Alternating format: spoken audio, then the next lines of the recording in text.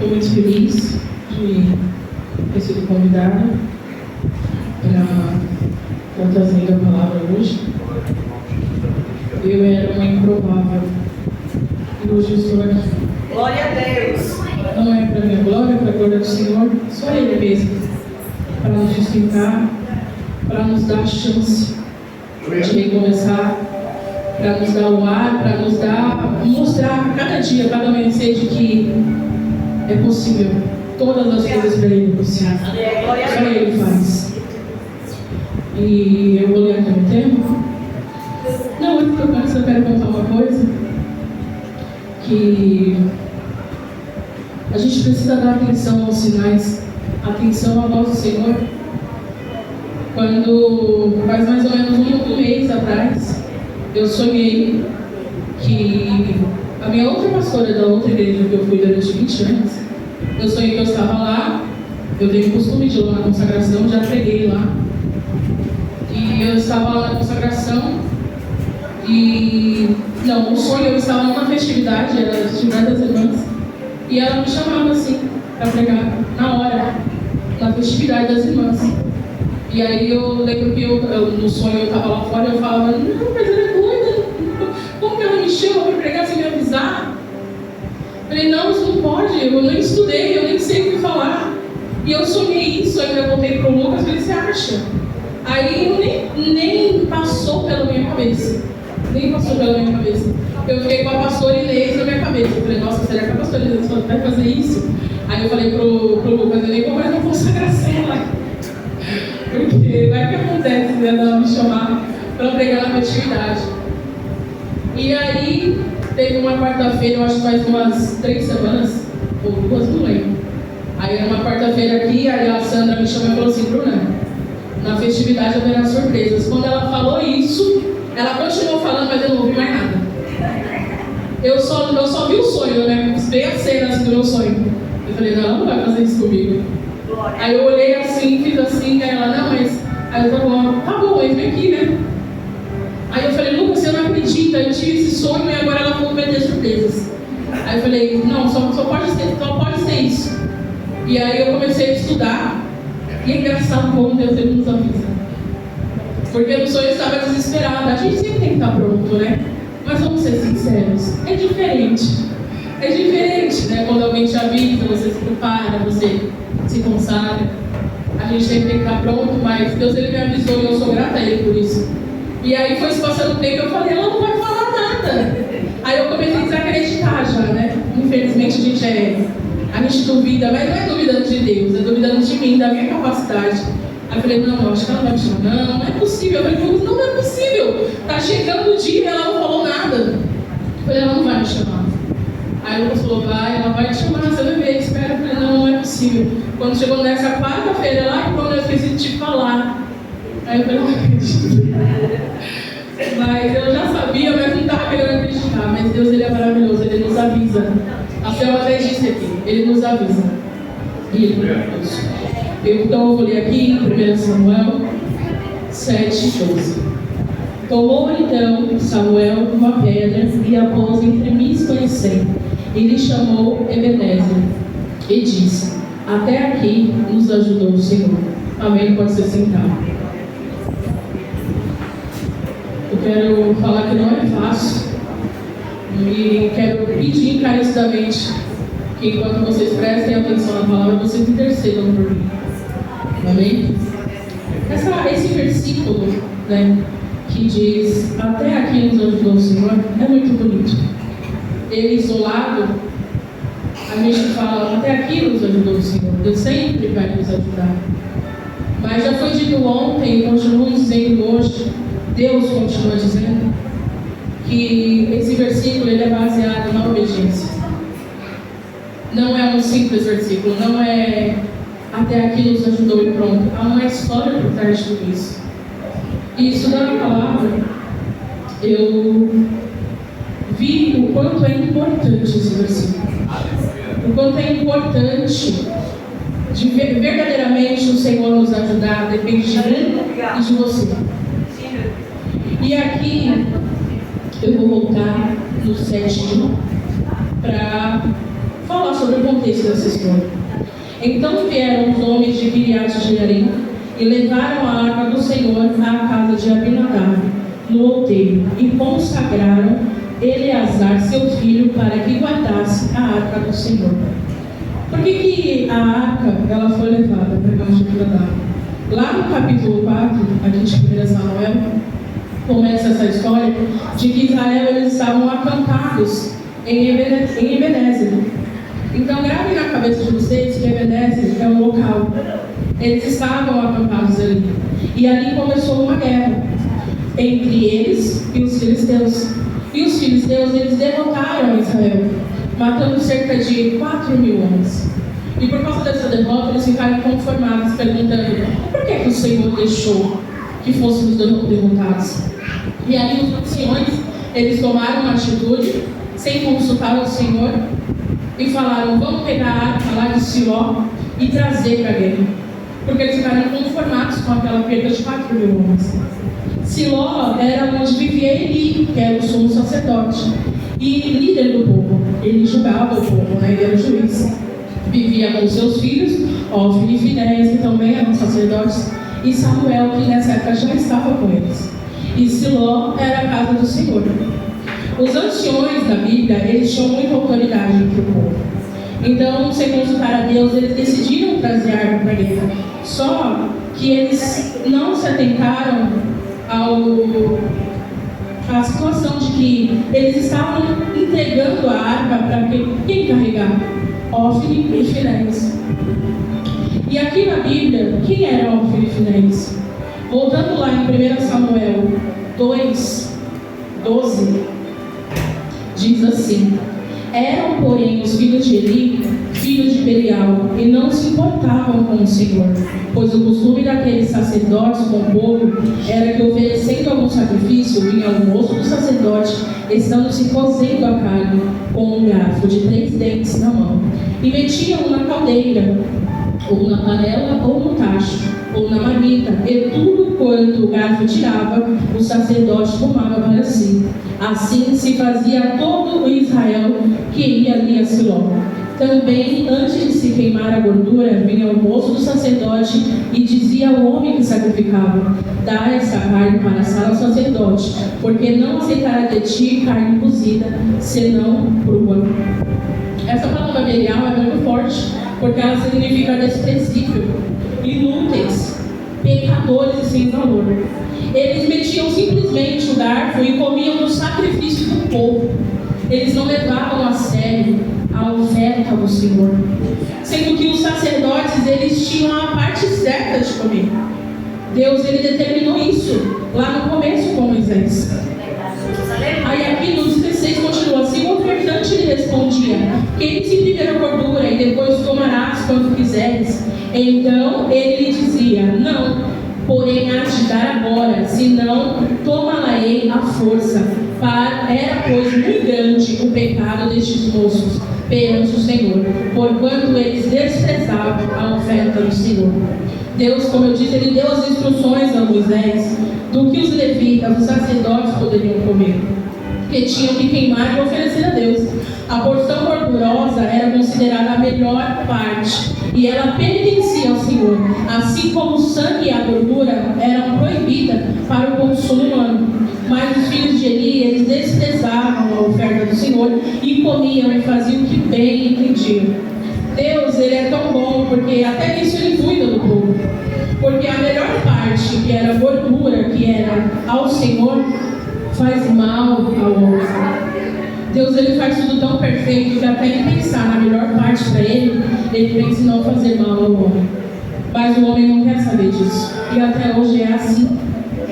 E ao invés de obedecer à vontade de Deus, queremos pensar o que? Primeiramente em nós. A primícia não está sendo mais o Senhor, está sendo nós mesmos.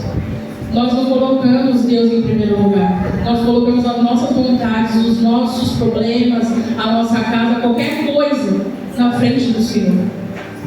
E fora que esses filhos de Eli, eles também cometiam adultério. Então era muito grande o pecado deles, estava tudo errado. Os dois que serviam como sacerdote, no qual era para ser o exemplo e oferecer os sacrifícios do povo para o Senhor e manter a chama acesa. Lá, antigamente em Moisés, ele instrui aos sacerdotes manter a chama acesa todas as manhãs. Eles estavam totalmente longe da presença de Deus, porque manter a chama acesa era isso. Era você ter a presença do Senhor. Mas eles não queriam saber disso. E assim os anciões estavam entregando a arca na responsabilidade de quem estavam sem a presença faz tempo. No que resultou, no que tinha morrido 4, agora tinham morrido 30 homens. E a morte de Ofni e Finéias veio, assim como Deus tinha já avisado a ele. E a arca do Senhor nessa guerra foi tomada. A presença de Deus, ela faz diferença entre o sucesso e o fracasso. Então, se você não tem a presença dele, infelizmente você vai fracassar. Não brinque com as coisas de Deus. Não brinque com as coisas do altar. Não toque nas coisas do Senhor de qualquer jeito. Aí aqui, continuando no capítulo 7, o 2, diz assim: sucedeu que desde aquele dia a arca ficou em Kiriat Jearim, e tantos dias se passaram que chegaram a 20 anos, e toda a casa de Israel dirigia lamentações ao Senhor. A arca, ela chegou a Kiriat Jearim porque ela passou 7 meses lá em território filisteus, dos filisteus. E Deus, ele mostrou ali a sua soberania. Lá em Asdod, ele fez com que o Deus Dagom caísse diante dele e arrancou as suas mãos e a sua cabeça. E aí eles levaram a arca para Gate, e a mesma coisa aconteceu, feriu os homens com tumores. E já em Hebron continuou matando homens. Só a presença da arca, a presença de Deus. Mas aí eles já foram espertos, eles falaram: não, a gente não quer essa arca aqui não. Essa arca tem que voltar para o lugar de onde ela veio. E assim eles fizeram um carro e pegaram vacas para levarem a arca. E ainda disseram: se elas seguirem o caminho para Bet-Semes, foi Deus que nos fez esse mal. Mas se não, saberemos que não foi Deus que nos feriu. Mas Deus, ele mostrou a soberania dele. Glória! E é incrível como a natureza, ela louva o Senhor. Porque aquelas vacas, elas seguiram. Para mim isso é muito maravilhoso. Elas seguiram para Bet-Semes. E aí eles viram, porque ninguém domina Deus. Assim como os israelitas que estavam fora dos caminhos do Senhor, eles falaram: vamos trazer a arca para a guerra sem consultar nada. Aí morreram mais homens.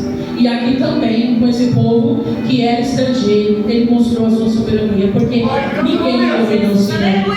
Aleluia a Deus. Ele não há ninguém mais poderoso do que ele. Aí aqui eu vou voltar um pouquinho no 6,19, que diz: feriu o Senhor os homens de Bet-Semes, porque olharam para dentro da arca do Senhor. Sim, feriu deles 70 homens. Então o povo chorou, porquanto o Senhor fizera tão grande morticínio entre eles. Então disseram os homens de Bet-Semes: quem poderia estar perante o Senhor neste Deus santo? Então quem subirá desde nós? Então eles enviaram os mensageiros aos habitantes de Kiriat Jearim, dizendo: os filisteus devolveram a arca do Senhor. Descei, pois, e fazei subir para vós outros. Então eles disseram: quem poderia estar perante esse Senhor? Este Deus santo, aquele que se limpa, aquele que se guarda, aquele que se santifica, aquele que busca primeiramente o reino de Deus e a sua justiça. E aí, o que me pegou aqui foi 20 anos aquela arca ficou ali. Não deixe o tempo passar e você viver da mesma maneira. Então, os homens ali de Bet-Semes, eles entregaram a arca para os homens e o povo, ele se lamentava ao Senhor. Cadê os frutos? Cadê os frutos que Deus te entregou? Ele não mudou, ele está à procura dos verdadeiros adoradores. Não trate a presença do Senhor como algo qualquer. A presença dele é algo extraordinário. Viva da forma que agrade ele nos mínimos detalhes. Aí aqui no 3 diz assim: falou Samuel a toda a casa de Israel, dizendo: se é de todo o vosso coração que voltais buscais ao Senhor, tirai dentre vós os deuses estranhos e os astarotes, e preparai o coração ao Senhor, e servi a Ele só, e Ele vos livrará das mãos dos filisteus. Então, não é somente você achar que domina a presença do Senhor, achar que, mas eu sou usável, eu sou santo, eu faço e aconteço. Aqui a Bíblia diz que eles tinham que se entregar ao Senhor, tinham que se limpar, tinham que deixar os ídolos e preparar o coração ao Senhor e servir somente a Ele. Então os filhos de Israel tiraram dentre si os balins e os astarotes e eles serviram só ao Senhor. Eles aprenderam na marra o que era perder todos os homens. Eles passaram pelo processo. Disse mais Samuel: congregai todo Israel em Mispa e orarei por vós ao Senhor. Congregaram-se em Mispa, tiraram água e derramaram perante o Senhor. Jejuaram aquele dia e ali disseram: pecamos contra o Senhor. E Samuel julgou os filhos de Israel em Mispa. Eles reconheceram, aqueles buscaram, eles se humilharam, eles jejuaram. E é disso que nós precisamos. Não viver de qualquer jeito, mas se entregaram ao Senhor. A presença dele é maravilhosa, mas para ter a presença dele a gente precisa buscá-lo. Quando, pois, os filisteus ouviram que os filhos de Israel estavam congregados em Mispa, subiram os príncipes dos filisteus contra Israel. O que ouviram os filhos de Israel tiveram medo dos filisteus. Então disseram os filhos de Israel a Samuel: não cesse de clamar ao Senhor nosso Deus por nós, para que nos livre das mãos dos filisteus. Agora quem está na frente como juiz já não é mais Davi. Agora é Samuel e tudo é diferente. Ele morreu no dia que recebeu a notícia que a arca tinha sido tomada. E é engraçado porque ele se importou mais com a arca sendo tomada do que com a morte dos filhos. Só que lá atrás não tinha sido assim. Deus esperava isso dele lá atrás. Agora já não tinha mais jeito. Porque ele foi repreendido por Deus, que disse que ele honrou mais os filhos do que a Deus mesmo, do que a ele, né? Porque ele não confrontou os filhos. Ele apenas falou. Mas ele não fez nada para que aquela situação dos filhos mudasse. Deus, ele espera que honramos a ele em tudo. A casa de Deus não é lugar de bagunça. Então Deus, ele esperou a atitude de Eli para acabar com aquela bagunça. As palavras, às vezes, elas são insignificantes. Deus espera a ação do líder. Então não adiantou no final ele se portar com Deus. E aí no 8, de novo, eu vou ler. Então disseram os filhos de Israel a Samuel: não cesse de clamar ao Senhor nosso Deus por nós, para que nos livre das mãos dos filisteus. Quem era esse homem que poderia clamar ao Senhor através dele, mudar aquela situação de Israel? Samuel era filho de Eucana e de Ana. Eucana, ele vivia em Efraim, por isso ele era chamado de Efraimita, porém ele era um levita coatita. Logo, Samuel não era da linhagem de Arão, então ele não poderia servir como sacerdote. Mas Deus, ele faz como ele quer. Ele honra quem honra ele. Porque Ana, ela era estéril, ela queria um filho e ela fez um voto ao Senhor. E Deus atendeu, pois ele precisava de um novo líder. Saiba pedir, porque Ana, ela ia no templo todos os anos. Só que aqui na Bíblia é só registrado dessa vez. Porque foi aquele dia que ela fez a oração mais sincera. Se tu me deres, Senhor, eu te devolvo. Porque ela entendeu que ela não ia gerar projetos para ela mesma. Ela ia gerar projetos para o Senhor. Porque toda honra e toda glória a Ele. Quando eu descubro que eu existo para que flua de mim as coisas para a glória do Senhor, eu permito que acessar as coisas de Deus. E foi aqui que a situação de Ana mudou. Só que aqui no 2:30, como eu tinha dito, que Deus, ele faz o que ele quer, diz assim: portanto diz o Senhor Deus de Israel: na verdade dissera eu que a tua casa e a casa de teu pai andariam diante de mim perpetuamente. Porém agora diz o Senhor: longe de mim tal coisa, porque me honra Porque aos que me honram, honrarei. Porém, os que me desprezam serão desmerecidos. Se você não está fazendo do jeito correto, Deus, Ele levanta outro. Então, cuidado. Não faça as coisas de Deus de qualquer forma. Ele honra quem Ele honra. Ele é fiel com quem é fiel. É fácil a gente vir aqui e cantar: Tu és fiel, Senhor. Eu sei que Tu és fiel. Mas e você? Está sendo fiel? Você está honrando ao Senhor? E Samuel, ele serviu no templo desde pequeno. E ele cresceu com Eli e seus filhos. Mas mesmo assim, Samuel, ele não se corrompeu. Samuel, ele foi diferente. Seja diferente. Deus, ele te chama. Ele quer te usar para salvar vidas e amar ao altar. Aleluia. Tirar tudo que não presta, os ídolos, aquilo que é falso, o que te impede de ter a presença do Senhor, que te afasta de Deus. Mude hoje e busque verdadeiramente o Senhor. Aleluia. Aí aqui continuando o nome diz: Tomou, pois, Samuel um cordeiro que ainda mamava e o sacrificou em holocausto ao Senhor. Clamou Samuel ao Senhor por Israel e o Senhor lhe respondeu. Enquanto Samuel oferecia o holocausto, os filisteus chegaram a peleja contra Israel, mas provejou o Senhor aquele dia com grande estampido sobre os filisteus e os aterrou de tal modo que foram derrotados diante dos filhos de Israel. Saindo de Mispa, os homens de Israel perseguiram os filisteus e os derrotaram até Bet-car. Quando o sacrifício ele é acompanhado de obediência e de sinceridade, Deus dá a vitória. É assim, Jesus, aleluia. E aí é dito, o versículo lindo, o versículo tema: Tomou então Samuel uma pedra e a pôs entre Mispa e Sem, e ele chamou Ebenezer e disse: Até aqui nos ajudou o Senhor.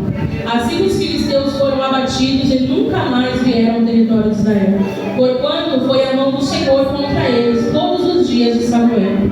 As cidades que os filisteus haviam tomado a Israel foram-lhe restituídas, desde Ecrom até Gate, e até os territórios delas arrebatou Israel das mãos dos filisteus.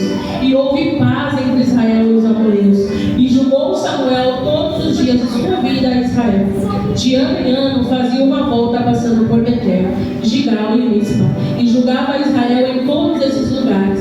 Porém voltava a Ramá, porque sua casa estava ali, onde julgava Israel, e onde edificou um altar ao Senhor. Ebenezer foi aonde os filisteus derrotaram os israelitas. Então agora Samuel está fazendo o quê? Ele está fazendo um memorial. Aquela derrota que houve lá em Ebenezer, agora ele está fazendo uma pedra com o nome Ebenezer, que significa pedra de ajuda. Quem é a nossa pedra de ajuda? Só Deus.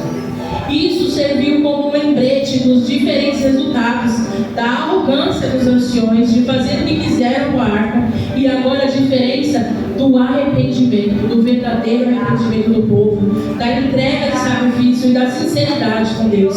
E agora é declarado: até aqui nos ajudou o Senhor. Seja obediente ao Senhor, para que você declare com certeza essa frase, esse versículo. O reconhecimento que sem Ele não podemos nada, e muito menos achar que podemos usar Ele estando de qualquer jeito. É ao contrário, né? Porque naquele dia Ele dirá: eu não os conheço. Então, arrependa-se hoje, faça direito hoje. Isso é uma nova chance. Amanhã, quando você acordar e respirar, Ele está dizendo: uma nova chance eu estou te dando. Na liderança de Samuel houve vitória, paz, e Deus estava com Israel, porque Samuel era fiel, era justo, verdadeiro e devoto ao Senhor. Então só vai haver vitória se você for igual a Samuel, se você verdadeiramente ser fiel ao Senhor e levar ao povo a se arrepender. Você é luz, você é o sol da terra, a luz deste mundo, e você precisa ajudar a arrumar o altar. Se você está vendo que o altar está bagunçado e você não faz nada, é porque você também está bagunçado. Aleluia, Deus. Faça com excelência aquilo que o Senhor te entregou, e tudo irá bem, e você vai ter paz e prosperará. Até aqui nos ajudou o Senhor, disse um homem que viveu desde criança no templo, obedecendo, servindo a Deus. Israel se arrependeu e largou os ídolos e serviram ao Senhor. Com uma nova liderança, Deus teve que matar o que estava sujando o altar, para dar um novo recomeço a Israel. Então nós temos que obedecer, nós temos que ter mudança de dentro para fora. O que adianta a gente ir na festividade, fazer bonito, sendo que no dia a dia não é assim? Infelizmente você vive uma mentira. Deus ele só faz, ele só honra quem o honra. Ele te dá chance, ele te dá todos os dias a chance. Mas se você não fizer, você não vai sair do lugar. Vai passar 20, 30, 40 anos e você vai pensar: o que foi que aconteceu comigo? Por que eu ainda estou aqui? Mas Deus ele não é culpado de nada. Todos os dias ele nos dá uma nova chance. Tem tantas pessoas que infelizmente não têm essa chance. Está numa cama de hospital, está com alguma doença, com alguma deficiência, e eu e você que estamos aqui não damos essa honra ao Senhor. Eu vi uma menina que cantava, e ela canta muito bem, e ela teve câncer na garganta. Na garganta não, olha. E ali ela se entristeceu, chorou e falou: não deixe de cantar ao Senhor. Porque eu deixava muitas das vezes de cantar, ou achava que estava feio, não queria colocar o vídeo, e hoje eu me arrependo. Não deixe o dia mal chegar, não deixe isso aqui acontecer, a derrota acontecer primeiro, para depois, para no processo você sofrer. Deus ele nos ensina, ele quer que nós mudamos as nossas atitudes através da tua palavra, e nos avisa. Glória a Jesus, aleluia. Então mude hoje, faça melhor, dê o seu melhor, seja um sacrifício vivo, mantenha a chama todos os dias acesa. Todas as manhãs aqueles sacerdotes arrumavam ali o altar e eles mantinham aquela chama acesa. Lá quando ele ensinou a Moisés como deveria ser feito. Vamos voltar ao primeiro amor. Vamos voltar como que deve ser feito as coisas do Senhor. Não é de qualquer jeito, não é do jeito que eu e você achamos. É obedecer ao Senhor em todas as coisas, em todas as coisas. Obedecer ao seu líder, obedecer à ordem que o seu pastor dá, que a sua regente dá, servir ao seu irmão, ser santo como Deus é santo, seguir a paz com todos e a santificação, porque sem essa nós não veremos ao Senhor. Mesmo se você profetizar, mesmo se você pregar, se você curar, expulsar demônios, mas você não arrumar o seu altar, naquele grande dia ele vai falar: eu não te conheço. Então que hoje viemos voltar ao primeiro amor, viemos arrumar o nosso altar e ser exemplo como Samuel e viver uma vida de obediência a Deus. Amém? Eu agradeço aqui a oportunidade das palmas do novo Senhor.